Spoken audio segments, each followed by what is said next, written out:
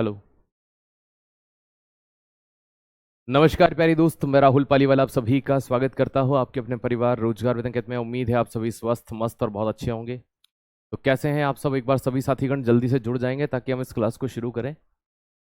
हम पढ़ रहे हैं आज उत्सर्जन तंत्र एक्सक्रीटरी सिस्टम का सेकंड पार्ट पढ़ने वाले हैं। कल तक हमने किडनी वगैरह वाला जो पार्ट है वो बहुत अच्छे से एक्सप्लेन कर भी लिया था, पढ़ भी लिया था। सर वो पीछे से स्टाइलर से देना। चलिए, तो एक बार साथीगण सभी जुड़ जाए।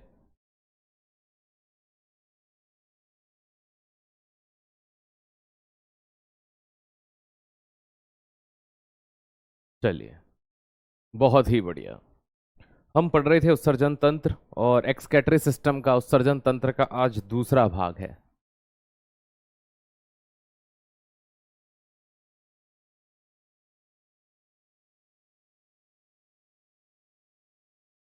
कौन सा भाग है? सेकंड नंबर का भाग है।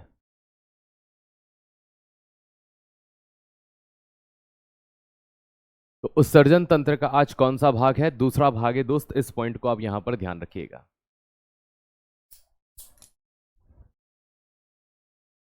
चलो, वेरी गुड। और हम किडनी के बारे में पढ़ रहे थे, वृक्क के बारे में पढ़ रहे थे।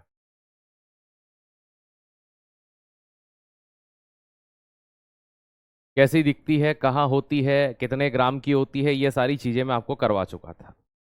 आज हम देखते हैं कि किडनी के मेन फंक्शन क्या होते हैं। किडनी के प्रमुख कार्य क्या है? भाई, किडनी का सबसे मेन काम क्या होता है? हमारे शरीर में किडनी क्यों पाई जाती है? तो आप कहोगे भाई साहब प्यूरिफिकेशन ऑफ ब्लड, ब्लड के या रक्त के शुद्धिकरण के लिए। तो पहला काम होता है blood purification.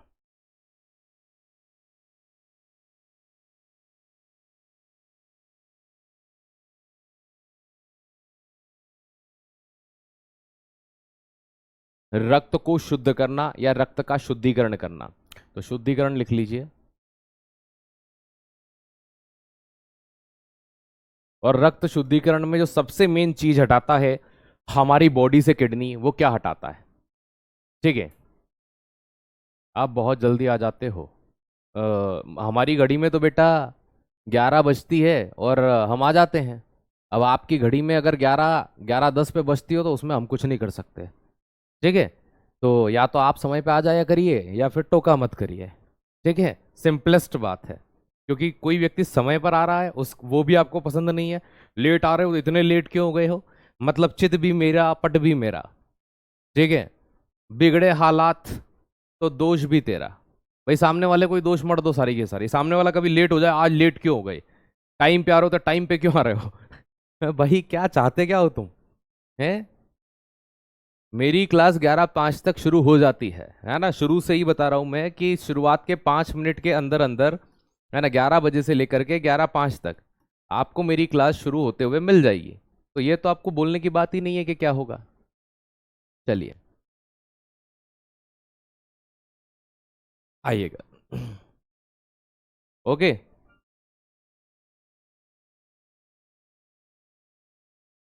Very good.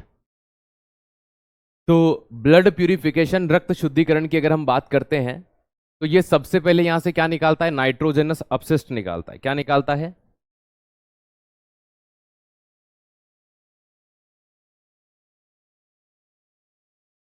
Nitrogenous अपशिष्ट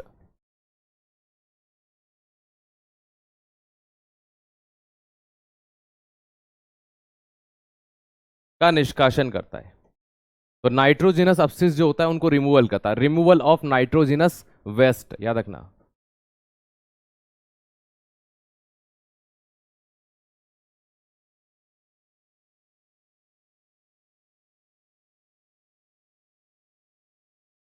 तो नाइट्रोजनस अपशिष्ट को हटाता है। और नाइट्रोजनस अपशिष्ट में भी किसकी बात हो रही है? ह्यूमन बॉडी के अंदर वो नाइट्रोजनस अपशिष्ट का क्या नाम है? तो NH2CO NH2, यूरिया। मुख्य रूप से हमारी बॉडी जिसको बाहर निकालती है वो क्या होता है? यूरिया होता है। हम इसको नहीं रख सकते हमारी बॉडी के अंदर। और दूसरा मेन काम जो होता है ब्लड प्यूरिफिकेशन, ये जो चीजें हो रही हैं ये क्या होता है, यूरिन का फॉर्मेशन होगा, क्योंकि डायरेक्टली ये चीजें शरीर से बाहर नहीं हो सकती, तो क्या होता है, मूत्र का निर्माण होता है। और ये जितने भी वेस्ट पदार्थ होते हैं ये मूत्र बनने के बाद मूत्र के द्वारा, मूत्र के माध्यम से क्या होता है, शरीर से बाहर निकलेंगे। मतलब अगर हम यूरिया भी निकाल रहे हैं तो वो किसके थ्रू निकलेगा, इसी तरह से। अब सबसे तीसरी मेन चीज आती है कि ये वाटर बैलेंस भी हमारी बॉडी के अंदर रखता है। जैसे कि मान लीजिए आप पानी कम पी रहे हैं तो आपको यूरिन कम आएगा, ठीक है, बात समझ में आई है ना। तो यूरिन फॉर्मेशन या मूत्र निर्माण की हम बात करते हैं। और आपसे अगर बात करें तो जैसे पानी आप अच्छा पी रहे हैं तो यूरिन अच्छा आएगा, नहीं पी रहे हैं तो नहीं आएगा। तो तीसरी सबसे महत्वपूर्ण चीज जो होती है वाटर बैलेंस।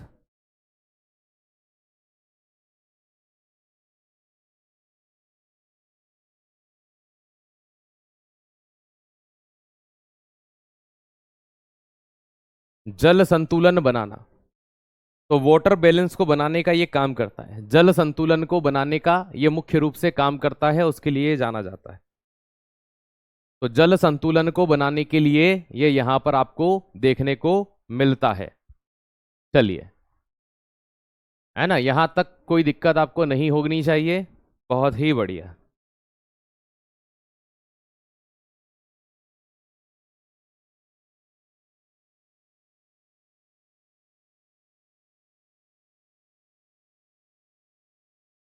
ठीक है, तो वाटर बैलेंस बनाने का काम।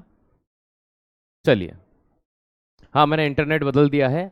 जो आप बोल रहे थे कि सर बफरिंग की समस्या हो रही है, तो इंटरनेट मैंने चेंज कर दिया है। ठीक है, आप बोल रहे हो इसलिए चेंज कर दी है, बाकी मुझे यहाँ से तो नहीं दिख रही है कोई समस्याएं। चलो, वेरी गुड। ठीक है, आपके कहने पर मैंने बदलाव कर दिए हैं।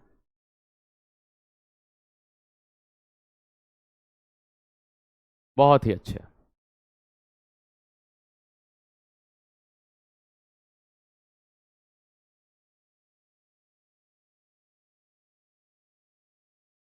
जब हम किडनी को गौर से देखते हैं तो आपने देखा था किडनी कुछ इस तरह से दिखाई देती है कि हाँ सर वृक्क कुछ इस तरह से ही दिखाई दिया।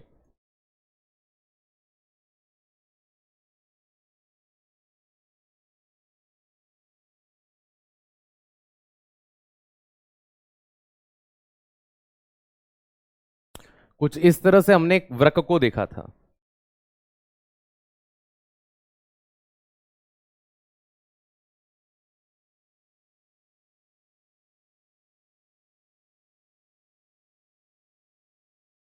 आज इसको थोड़ा सा और मैं अपडेट कर देता हूं ताकि आप इस चीज को अच्छे से समझ पाए।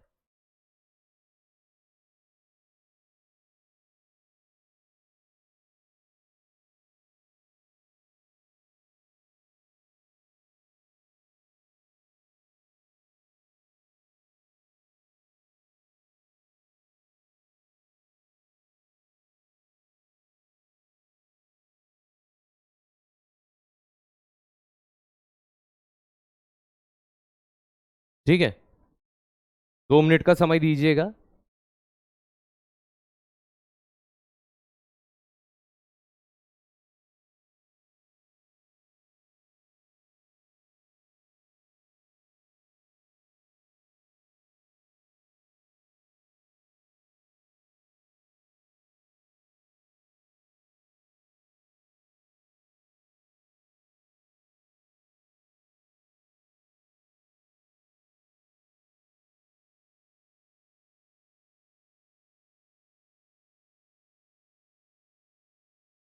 ये आपकी पूरी किडनी है, ठीक है, पूरी के पूरी।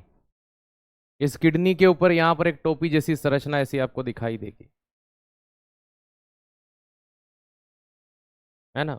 ये मैंने आपको लास्ट में भी समझाया था एक बार बना करके, आज फिर बता देता हूं। अब जब हम इस किडनी को इस तरह से काटते हैं, ठीक है, जब हम इस किडनी को इस तरह से कट करते हैं ऊपर से, तो ये कैसी दिखाई देगी, उसका स्ट्रक्चर देखते हैं और अंदर क्या क्या संरचनाएं दिखेंगी। तो भाई अब इस किडनी को अगर हम ऐसे लॉन्गिट्यूड में काटते हैं तो ये कुछ ऐसी दिखाई देती है। या थोड़ा और अच्छा बना लेते हैं।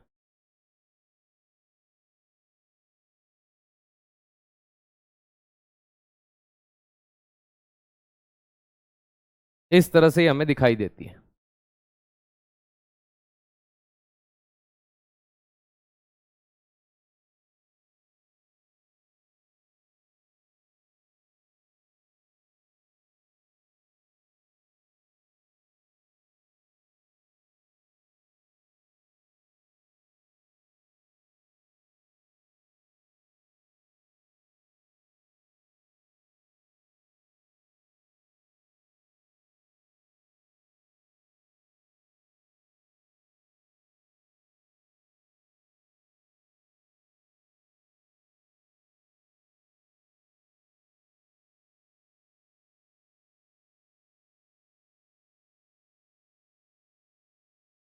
ठीक है, ये इस किडनी को काटने पर अंदर से हमें दिखाई देता है। इसके अंदर भी हमें बहुत सारी संरचनाएं इस तरह से दिखती हैं।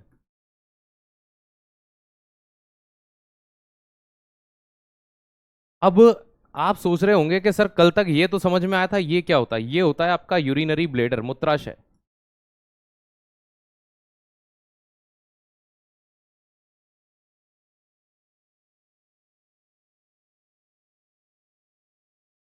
है ना? आप दिन भर में 450 ml की थैली होती है ये। जितनी बार भरोगे उतनी बार आपको यूरिन करने जाना पड़ेगा। कितनी बार होती है? 450 ml की थैली होती है।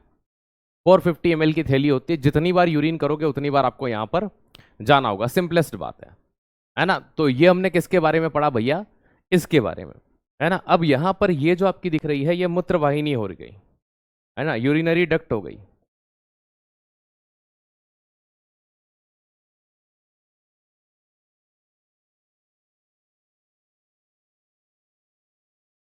मूत्र वाहिनियां हो गई जो मूत्र को कलेक्ट करके कहां ला रही है? यूरिनरी ब्लेडर में ला रही है। ठीक है, अगर आप इस इमेज को गौर से देखते हैं तो ये हिस्सा आपका पेल्विक कहलाता है। क्या कहलाता है? पेल्विक। मुझे ये पेल्विक पढ़ाने का कोई शौक नहीं था इसमें। ठीक है, अब भैया इसमें दो हिस्से हो जाते हैं। एक तो हो जाता है आपका कॉर्टेक्स और एक हिस्सा हो जाता है आपका मेड्यूला।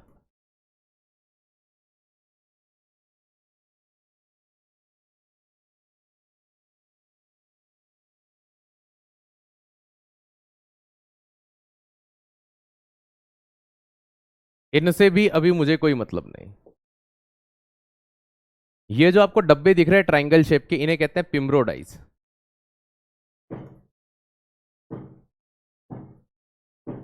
क्या कहते हैं इनको? पिम्ब्रोडाइज कहते हैं। इन पिम्ब्रोडाइज से भी मुझे कोई मतलब नहीं। मुझे इनके अंदर ये नलियां दिख रही हैं, इन नलियों से मतलब है। इन नलियों को कहा जाता है नेफ्रॉन।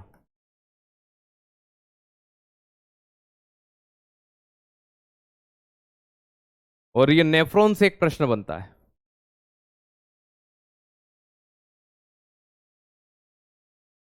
ठीक है, वो प्रश्न क्या बनता है?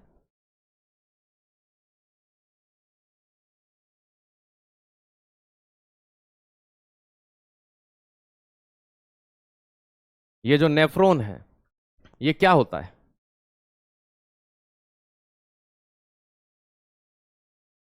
Structural and function unit of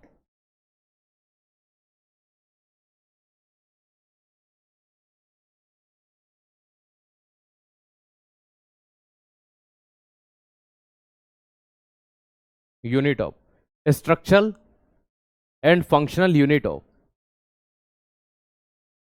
ठीक है, structural and functional unit of, याद रखिएगा, किडनी। वृक्क की संरचनात्मक एवं कार्यात्मक इकाई होती है यह।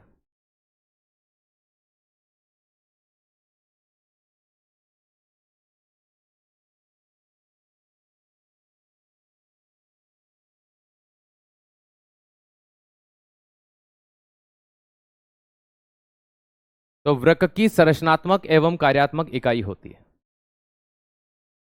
ठीक है, तो ये चीज ध्यान रखिएगा। तो वृक्क की संरचनात्मक और कार्यात्मक इकाई के रूप में हम किसे जानते हैं? नेफ्रॉन को जानते हैं। कभी कभी इसे हिंदी में वृक्काणु भी कह देते हैं। क्या कह देते हैं? वृक्काणु। और लगभग इनकी संख्या कितनी होती है?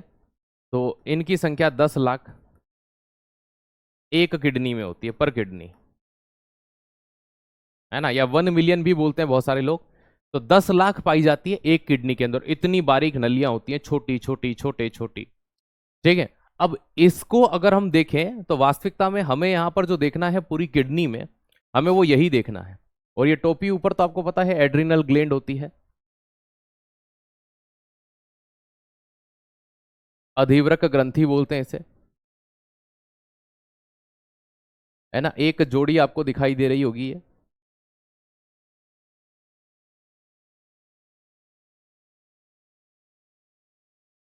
ओके। हिंदी में बेटा इनके नाम ही यही है ना, हिंदी और इंग्लिश ऐसा कौन सा वर्ड है मुझे बताइए। अब पेल्विक का नाम ही हिंदी में पेल्विक है। ठीक है। और अगर आपको ऐसा लग रहा हो कि इनके नाम सर हिंदी में है और हम में पढ़ा नहीं रहे हैं, तो आप गलत सोच रहे हैं। ठीक है। बाकी कॉर्टेक्स का नाम हिंदी यही है बेटा। अब देखो क्या है कि 90% खोज और 90% साइंस के बारे में, है ना, 90 क्या 95% या तो ब्रिटिशर्स, मतलब ब्रिटिश क्या क्या बोलते हैं इनको, लैटिन लोगों ने बताए हैं या ग्रीक लोगों ने बताए हैं, है ना। अब आप ये सोच रहे हो कि राजस्थानी में बता दो सर, हमारा कलेजा हम फौं फौं करे, है ना, तो ऐसी कोई चीज होती नहीं है भाई। अब आप समझिए इस बात को, क्योंकि अगर ऑब्वियसली ऐसे कोई हिंदी वर्ड होते तो मैं आपको पढ़ा रहा हूँ, जैसे नेफ्रॉन का वृक्काणु है तो मैंने लिखा। ठीक है भाई, इसकी मूत्रवाहिनी है, मूत्राशय है, लेकिन जिनके हिंदी वर्ड है ही नहीं उनके क्या लिखूं भाई, है ना। अगर आपको समझना होगा, है ना। आप राजस्थान एसआई की तैयारी कर रहे हैं, कुछ ऐसे वर्ड्स होते हैं भाई जो एज इट इज यूज किए जाते हैं, ठीक है, जिन्हें आप नहीं बदल सकते। और आप जिद पर रह जाएंगे तो भी कुछ नहीं होना है, क्योंकि पेपर में ऐसे वर्ड आएंगे भी नहीं। अब नेफ्रॉन की संरचना को अगर हम देखें कि नेफ्रॉन कैसा दिखता है,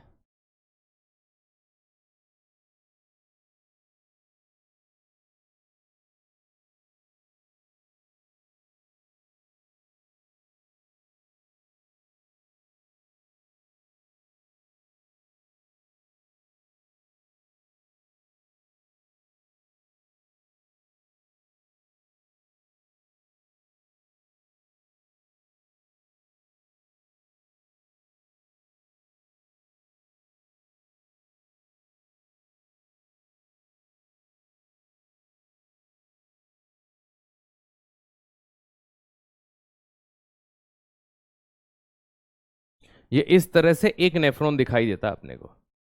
ठीक है, इस तरह का एक नेफ्रॉन होता है।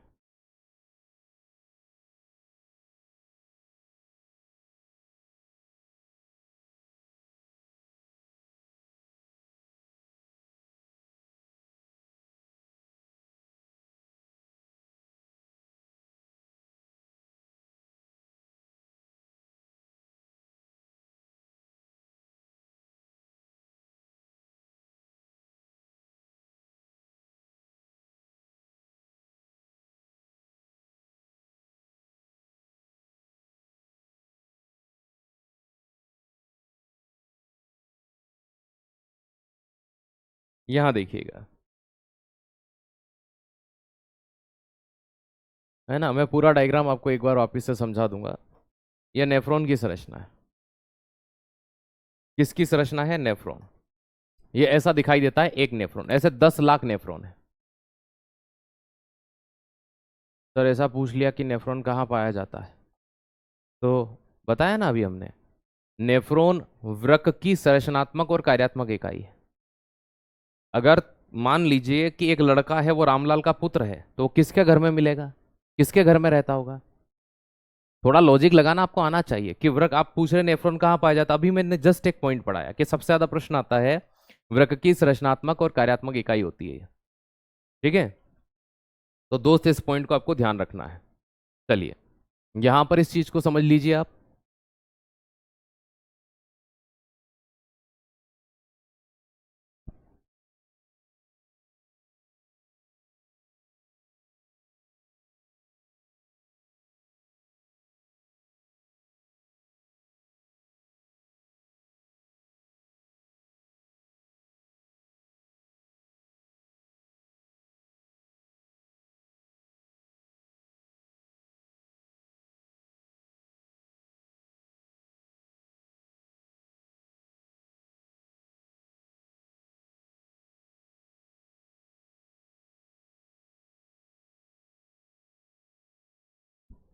चलो,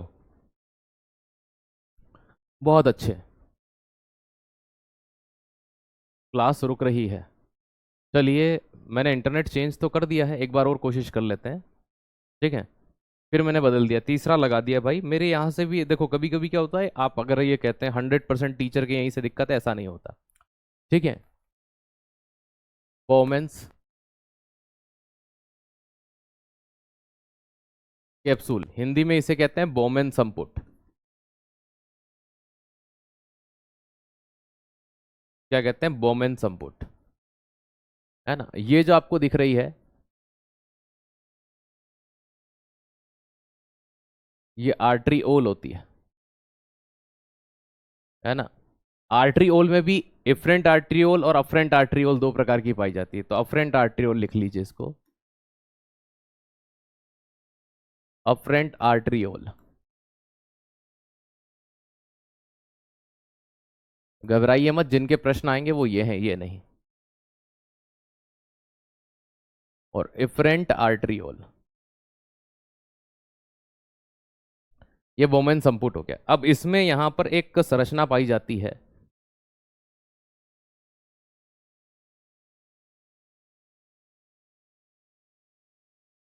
जिसमें ब्लड का फिल्ट्रेशन होता है।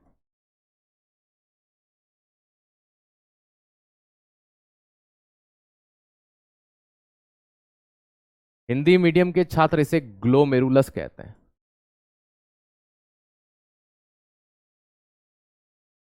और इंग्लिश मीडियम के भी ग्लोमेरुलस कहते हैं। हिंदी मीडियम के इसे कोशिका गुच्छ भी कहते हैं।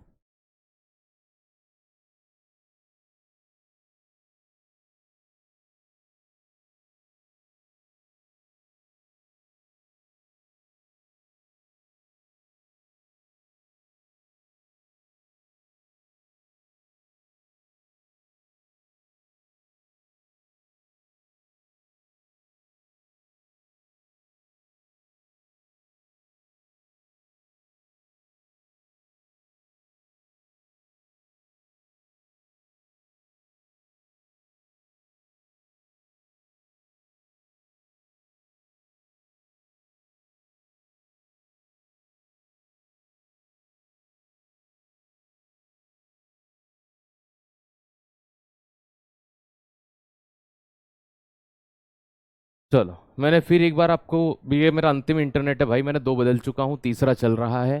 ठीक है, अगर इसमें भी दिक्कत आ रही हो तो बता दीजिए कि हाँ सर, अभी भी दिक्कत का सामना हमें करना पड़ रहा है।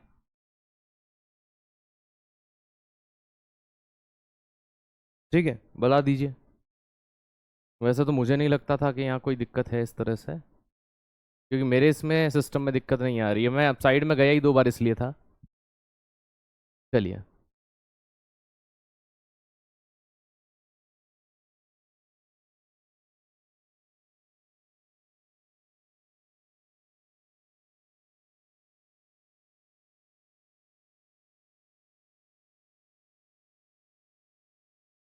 नहीं सर, सही चल रही है सर। ठीक है, फिर कुछ बच्चे कमेंट क्यों कर रहे हैं, सर क्लास में दिक्कत है, क्लास में दिक्कत है। ठीक है, चलिए आ जाइए। ये जो संरचना आपको दिखाई दे रही है, ये लूप ऑफ हेनले कहलाती है।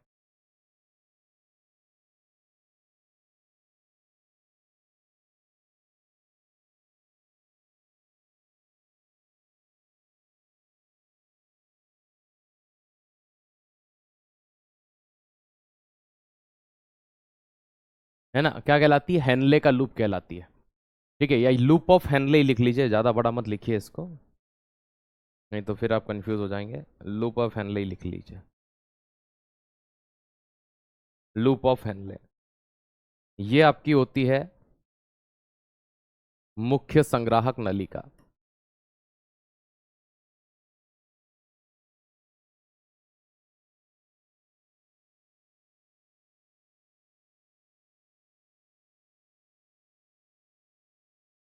Main collecting duct.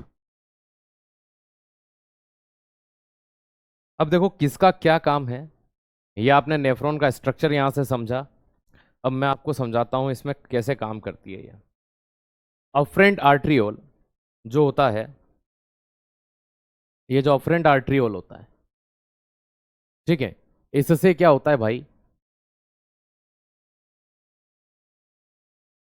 रक्त का प्रवेश। तो रक्त का प्रवेश कहां से होता है? अफरेंट आर्ट्रियोल से होता है। अब आपने एक चीज सुनी होगी कि भाई डायलिसिस का काम होता है। डायलिसिस का काम तो होगा, लेकिन दूसरी संरचना ध्यान रखो जो डायलिसिस के काम में भूमिका देगी, ठीक है। एक प्याले नुमा संरचना होती है। एक बाउल देखा है आपने, कटोरी,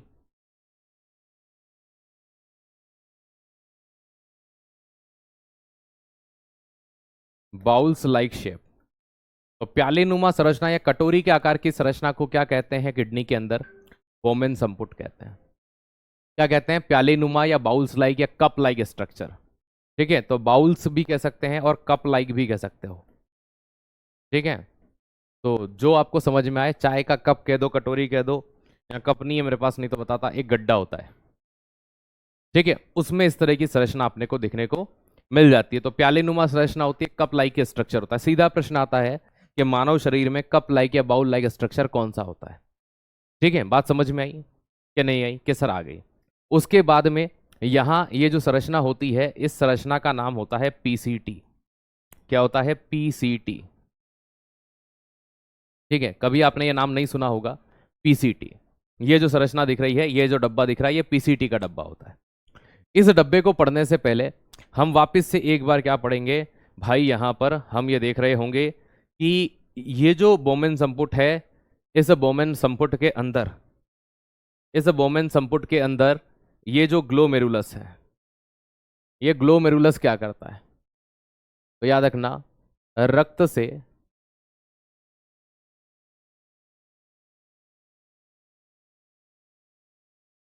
प्लाज्मा का पृथक्करण, प्लाज्मा को अलग करता है। तो ब्लड से प्लाज्मा का पृथक्करण करता है, और ब्लड से प्लाज्मा का पृथक्करण क्या कहलाता है? तो याद रखिएगा, है ना, क्या बोलते हैं हम इसको? डायलिसिस बोलते हैं। क्या कहते हैं? डायलिसिस। तो डायलिसिस का काम कौन करता है दोस्त? याद रखिएगा, डायलिसिस का काम कौन करता है?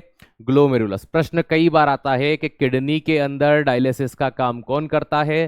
किडनी के अंदर डायलिसिस का काम कौन करता है? तो ग्लोमेरुलस करता है। कौन करता है? ग्लोमेरुलस करता है। सिंपलेस्ट वे में याद रखिएगा कि कौन करेगा? ग्लोमेरुलस करेगा, है ना। कंफ्यूज नहीं होना कि डायलिसिस का काम कौन करता है। और रक्त का डायलिसिस हो रहा है, इसलिए इस प्रोसेस को क्या कहते हैं? हीमोडायलिसिस कहते हैं। क्या कहते हैं? हेमोडायलिसिस। तो याद रखना, है ना, इस घटना को क्या कहा जाता है? हिंदी वाले इसे अपोहन कहते हैं, और इंग्लिश मीडियम के बच्चे इसे क्या कहते हैं? डायलिसिस कहते हैं। डायलिसिस। तो अपोहन या डायलिसिस, डायलिसिस किडनी तो करती है, लेकिन किडनी में डायलिसिस का काम कौन करता है? तो दोस्त याद रख लेना, किडनी के अंदर डायलिसिस का जो काम है वो आपका ग्लोमेरुलस करता है। कौन करता है?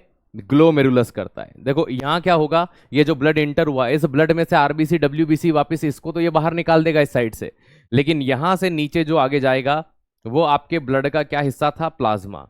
अब इस प्लाज्मा के अंदर अपशिष्ट पदार्थ भी हैं, काम की चीजें भी हैं, सारी हैं, है ना दोस्त, याद रखिएगा सारी चीजें होती हैं।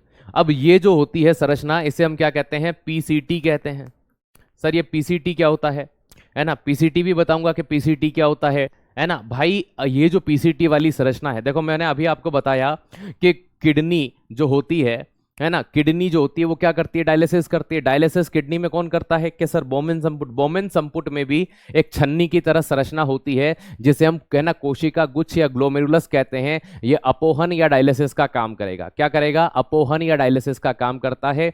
अब यहां पर तीन संरचनाएं आप देखेंगे। कितनी देखेंगे? तीन संरचनाएं। एक देख रहे हैं पीसीटी, एक देख रहे हैं हेनले का रूप, और एक देखेंगे यहां पर डीसीटी। क्या देखेंगे? है ना, पीसीटी, डीसीटी और लूप ऑफ हेनले। ये तीन नाम मैं आपको पढ़ाने वाला हूं, PCT, DCT, loop of Henle. सबसे पहले मैं आपसे बात कर लेता हूं पीसीटी क्या होती है। पहले तो फुल फॉर्म के भाई, पीसीटी का फुल फॉर्म क्या होता है? ठीक है, प्रॉक्सिमल, प्रॉक्सिमल, है ना, हिंदी में क्या बोलेंगे? समीपस्थ नलिकाएं। ठीक है, क्या करती है? समीपस्थ नलिकाएं। ये क्या करती है? इस प्लाज्मा के अंदर जो अमीनो एसिड होता है, ग्लूकोज होता है, उसका पुनः अवशोषण करने के लिए जानी जाती है। फिर आता है लूप ऑफ हेनले, ये मिनरल और वाटर, इनका वापस से क्या करता है ना, क्या बोलते हैं उसको? अवशोषण करता है। और फिर आती है डीसीटी, मतलब जिसे हम, है ना, आगे चलो हमें एक एक करके पढ़े तो सही। पहले सबसे पहले हम किसको पढ़ने वाले हैं? पीसीटी को पढ़ने वाले हैं। चलो, वेरी गुड, वेरी गुड, बहुत बढ़िया।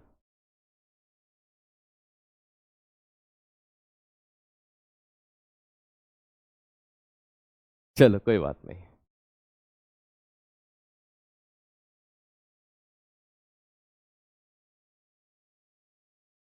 पीसीटी।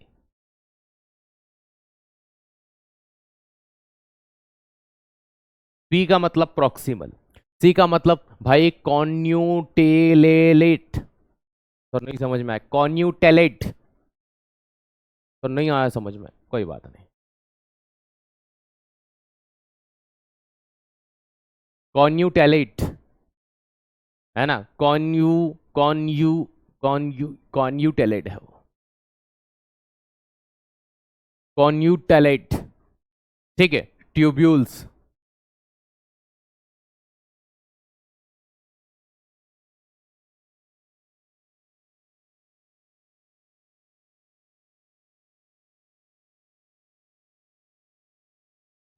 तो प्रॉक्सिमल कॉन्यूटेलेटेड टोब्यूल्स, इन्हें कहा जाता है हिंदी में समीपस्थ नलिकाएं।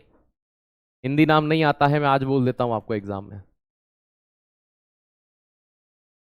अरे, समीपस्थ।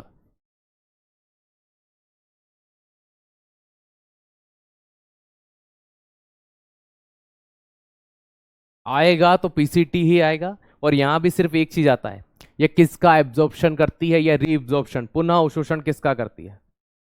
तो यह पुनः अवशोषण करती है।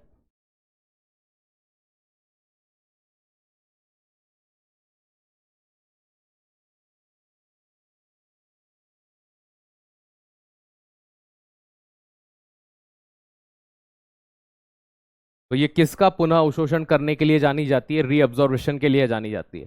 तो याद रखना, ग्लूकोज और amino acid.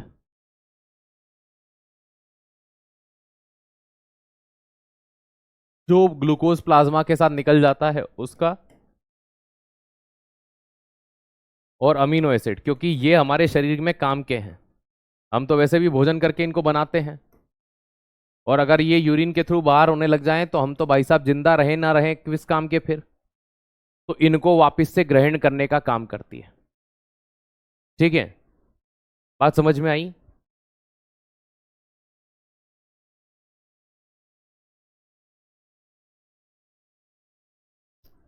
Very good. Sir class नहीं चल रही प्रियंका, बेटा यहाँ से प्रॉपर चल रही है गुड़िया। ठीक है ना, आपके कहने पर मैंने 3 बार इंटरनेट भी बदल दिया, है ना। मेरे मोबाइल में वो सिस्टम अगर होता यहाँ पे कि मैं आपको सामने वाली क्लास वापस से दिखा देता कि भाई ये देखो क्लास चल रही है, ठीक है, तो शायद मे भी वो चीज़ हो सकती थी। लेकिन अब कैसे दिखाऊं मैं, मेरे यहाँ क्लियरली विजिबल होता है, मतलब नहीं चलती है तो आपसे पहले हमको पता चल जाता है। ठीक, क्योंकि हमारी निगाहें ऐसे होकर तुरंत बोर्ड पर जाती है, या बोर्ड पे क्या टीवी पर, तो हमें दिख जाता है सामने। और एक नहीं, दो दो टीवी लगी हुई हैं। तो एक में तो भाई आधे में तो कमेंट चल रहे होते हैं, आधे में आपकी क्लास दिख रही होती है हमको। चलिए, एक इसी तरह की संरचना आती है, लूप ऑफ हेनले। हेनले का लूप बोलते हैं हिंदी में, या लूप ऑफ हेनले।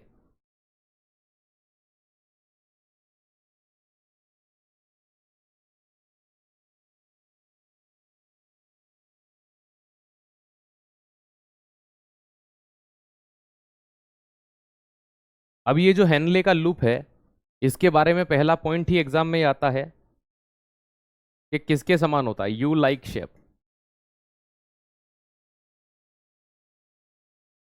यू के आकार की संरचना किडनी में कौन सी होती है?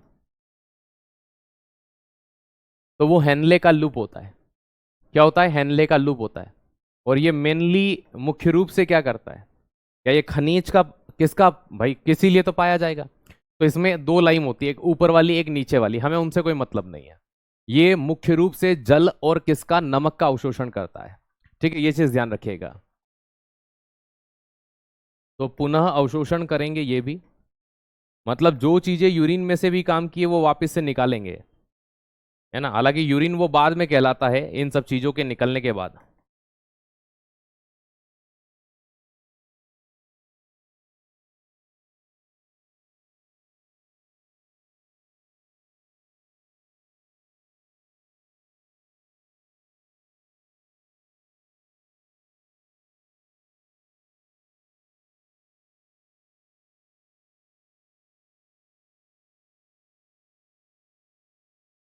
चलो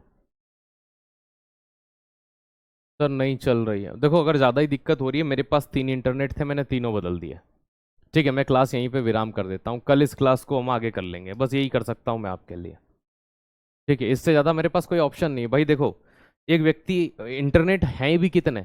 मैंने एक लोकल का इंटरनेट लगवा रखा है, एक एयरटेल का लगवा रखा है, एक जियो का लगवा रखा है। ठीक है, मेरे पास 3 इंटरनेट मैंने लगवा रखे हैं।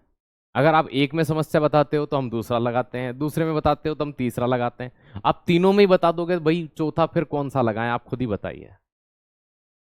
ठीक है, और ऐसा भी नहीं है कि ये मोबाइल के हैं या एयर फाइबर केबल कनेक्शन है जो सबसे फास्टेस्ट माना जाता है। तो मैं फिर यही कर सकता हूँ कि मैं क्लास विराम कर देता हूँ, क्योंकि बार बार कॉपी पेस्ट से, देखो मैं 3 बार तो आपको ये चीज़ बता चुका हूँ, है ना, मैं वहां जाके बदल भी चुका हूँ, मेरे सामने क्लास नहीं अटक रही है। तो अगर आप परेशान हो रहे हो सकता है कि वास्तविकता में वो चीज़ हो भी, है ना, इसीलिए मैं बस ये कर सकता हूँ कि बस ये क्लास यहीं पे रोक सकता हूँ, ताकि भाई कल करवा दूं मैं। है ना, अब क्यों रुक रही है ये मुझे नहीं पता, क्योंकि मेरे यहाँ से क्लास नहीं रुक रही है ना, क्योंकि मैंने एक इंटरनेट बदला, दो बदला, मैं स्पीड भी चेक करके बता सकता हूँ। आप अगर ये सोच रहे हो कि सर इंटरनेट की स्पीड नहीं आ रही हो, तो स्पीड चेक करवा देता हूँ, यहाँ चेक करवा देता हूँ, ये लो।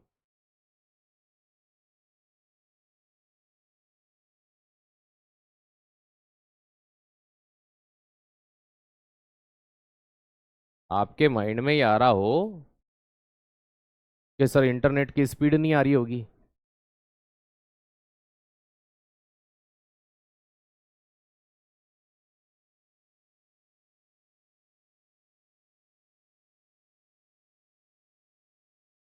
68.3 क्लास चलाने के लिए सिर्फ 30 की चाहिए, अधिकतम 30 की चाहिए।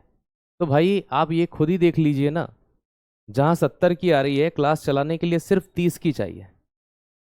चलिए,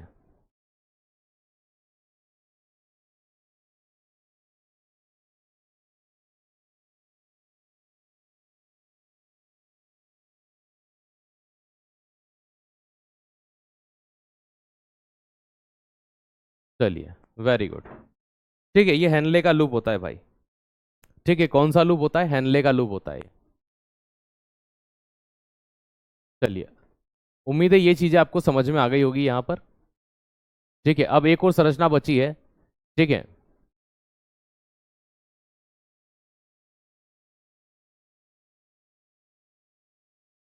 हाँ, एक नली और पढ़ लो, उसके बाद कल कर लेंगे, कोई दिक्कत नहीं।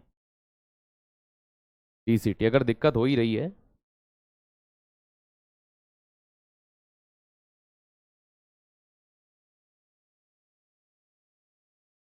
चलिए, हाँ,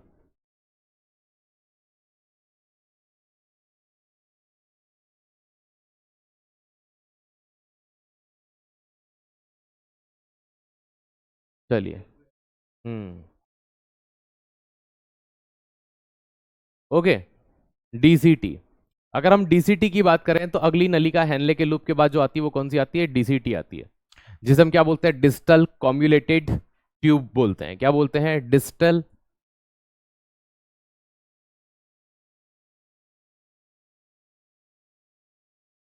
कॉम्युलेटेड ट्यूब, है ना, दूरस्थ नलिका।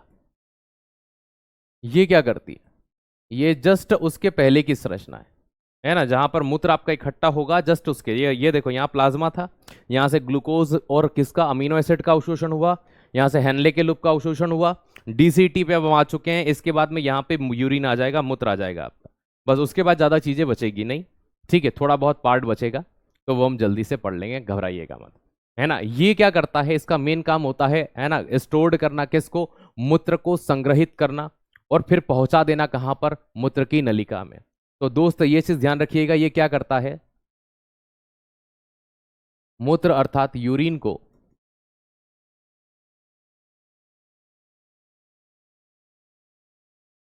इकट्ठा करके उसे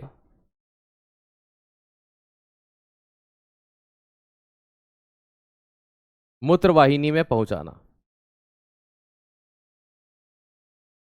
ठीक है, ये काम इसके माध्यम से किया जाता है।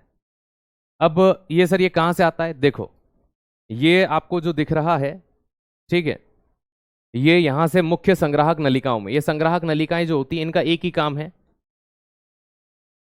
यूरिन को कलेक्ट करना।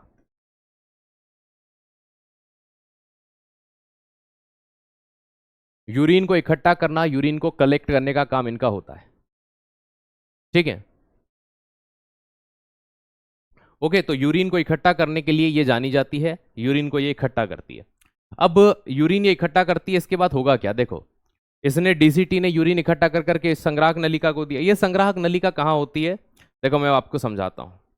ये यहां पर देखना, ये इनमें से निकलती है, ये नेफ्रॉन होता है, नेफ्रॉन इनमें से निकल करके ये पेल्विक में आता है। ये पेल्विक कहाँ होता है, ये इस मूत्रवाहिनी में खुलता है, और वो मूत्र फिर कहाँ आता है, इस यूरिनरी ब्लेडर में आता है। बूंद बूंद करके ये इकट्ठा होता रहता है, और इकट्ठा हो करके यहाँ पर जब ये थैली भर जाती है तो प्रकृति आपको आवाज देती है, और प्रकृति आपको आवाज देती है तो आप इसको खाली करके आ जाते हो।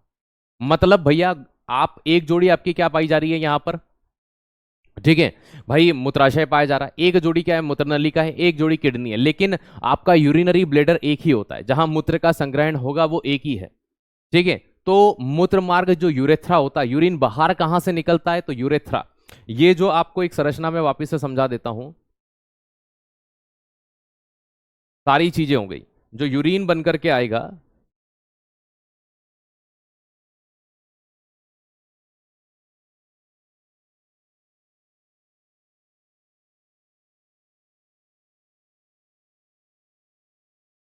ये देखना, ये यहां पे आप, ये इस जगह पर क्या हो जाएगा भाई, ये यूरिन को कलेक्ट कर रहा है, तो यूरिन को इसने कलेक्ट कर लिया।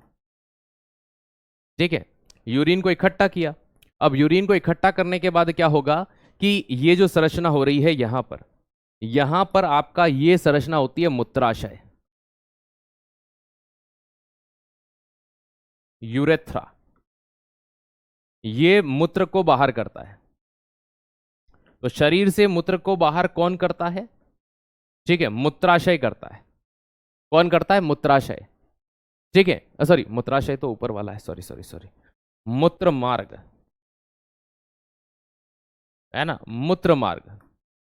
मूत्राशय से मूत्र मार्ग से होता हुआ आपका यूरिन क्या हो जाएगा, बाहर हो जाएगा। तो मूत्र को बाहर करने का काम कौन करता है, मूत्र मार्ग करता है, यूरेथ्रा करता है। तो यूरेथ्रा हमारी बॉडी से इसको बाहर करने के लिए जाना जाता है। अब आपकी एक चीज बची है कि यूरिन का कंपोजिशन क्या होता है।